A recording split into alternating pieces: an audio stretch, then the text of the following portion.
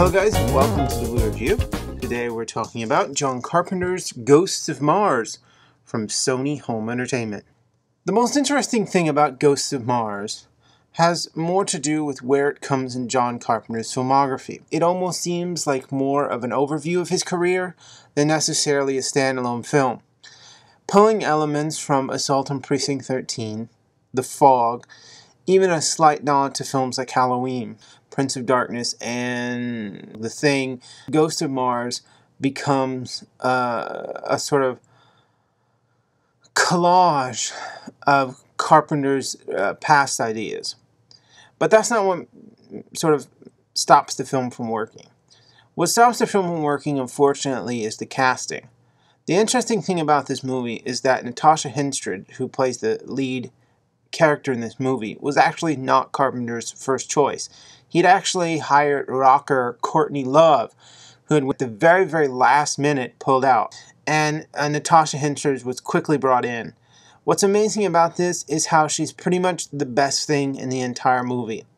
Ice Cube is not completely miscast, but I don't think he has the charm and the charisma to really carry off the character that he was playing. Basically, the story is Ice Cube plays this stone cold killer, and he eventually gets arrested and they accuse him of murdering all these people in a nearby village. It takes place like years into the future where humans have basically terraformed Mars to a livable planet with a sustainable atmosphere. Ice Cube gets accused of murdering a whole town of these people. So Natasha Henstridge, Pam Grier, Jason Statham, and these two other people play cops that are sent by from the big main city out to this little town, this little kind of shanty mining village, to pick him up. And when they get there, they discover that he's been locked up the whole time and that the whole town has been killed. And that terror ensues.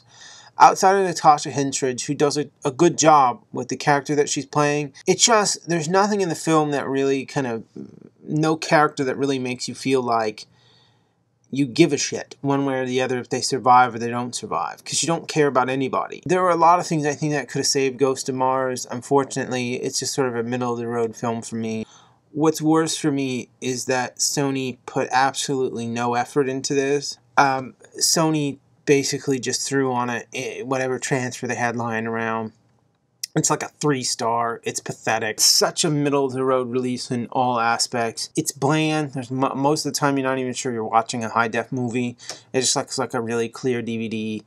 And even sometimes it doesn't even look like that. It's not the worst I've seen. It's like, why bother? Don't waste your money on this. It's really not worth it at all. The audio was just blah. The video was just blah. And the movie was just blah. Now, if you're a huge fan of Ghost of Mars, and you can find this one really, really cheap, I'd say go for it. But if you're just a casual fan, this is not the release. It's kind of pathetic. Until next time, peace.